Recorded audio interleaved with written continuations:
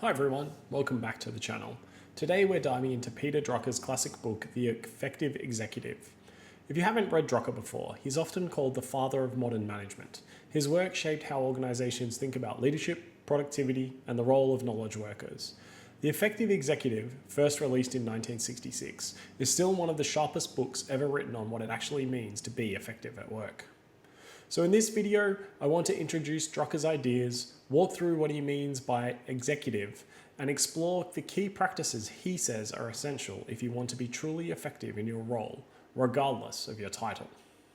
Drucker uses executive in a very specific way. He writes, "I have called executives those knowledge workers, managers, or individual professionals who are expected, by virtue of their position or their knowledge, to make decisions in the normal course of their work that have significant impact on the performance and results of the whole." So for Drucker, an executive isn't just someone with a big title. It's anyone whose decisions matter to the performance of a team, a project, or an organization. And this definition maps almost perfectly to today's workplaces. In modern organizations, engineers, designers, analysts, and architects all make decisions that shape outcomes. The hierarchy matters far less than the contribution. Drucker saw this shift long before the rest of the world caught up. Drucker argues that effectiveness isn't a talent, it's a set of habits and disciplines. Truly effective people manage their time deliberately, focus on contribution rather than effort, build on strengths, and make effective decisions. These are behaviors anyone can learn, and Drucker spends the whole book breaking them down into clear, teachable actions. Let's go through them one by one. The starting point is time. Drucker argues that time is the one truly universal constraint. You can't rent more of it, you can't store it, you can only use it well or waste it. So he recommends 3 key steps. 1. Track your time honestly.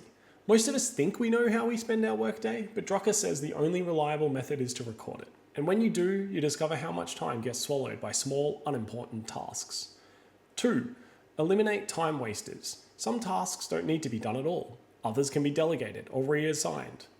Drucker's view is blunt. If something does not contribute to the results, stop doing it. 3. Do first things first. And here's one of his most memorable warnings. It is much easier to draw up a nice list of top priorities and then to hedge by trying to do just a little bit of everything else as well. This makes everybody happy. The only drawback is, of course, that nothing whatever gets done. The discipline is simple. Do fewer things, but do the right ones and finish them. But how do you know what the right things are? For that, you need practice number 2, focusing on impact. Drucker writes, "The man who focuses on efforts and who stresses his downward authority is a subordinate, no matter how exalted his title and rank. But the man who focuses on contribution and who takes responsibility for results, no matter how junior he is, in the most literal sense of the phrase, top management." Effectiveness comes from asking, what contribution is required of me? What results need to exist because of my work? He offers a set of questions and thoughts every executive should use. The executive disciplines himself to think through the reason why he is on the payroll and the contribution he ought to make. What contribution from me do you require to make your contribution to the organization? When do you need this? And how do you need it? And in what form? And lastly, who has to use my output for it to become effective? In other words, effectiveness is relational. Your work only matters when someone else can use it to deliver results.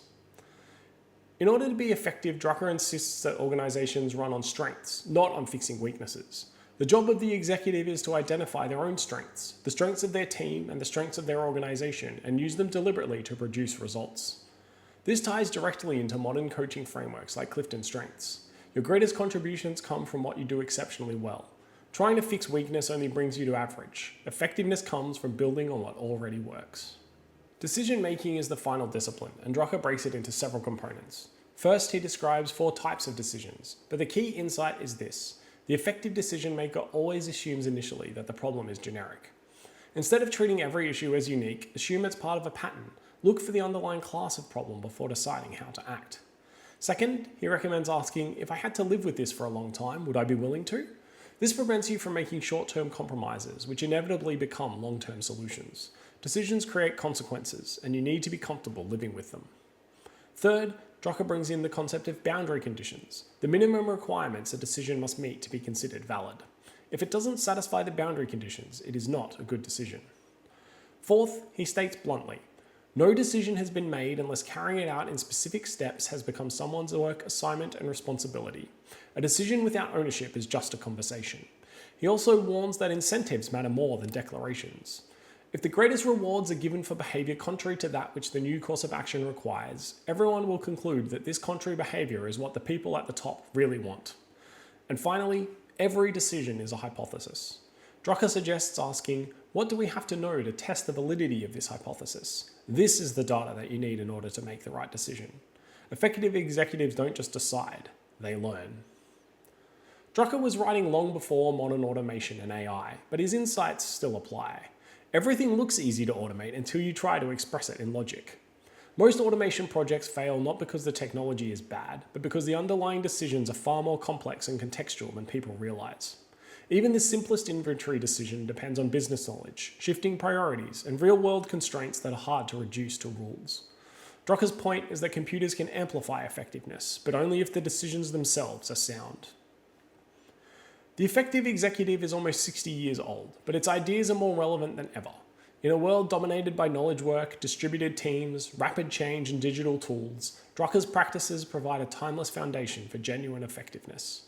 Track your time, focus on results, build on strengths, make sound decisions, and remember, effectiveness is a discipline, one that anyone can learn. If you've read the book and have any favorite thoughts, I'd love to hear from you in the comments below. Are you interested in learning how to become more effective and focus on your strengths? Check out figtechnology.solutions/coaching for more details on our coaching services where we can help you become more effective. Thanks a lot for watching, and I'll see you next time.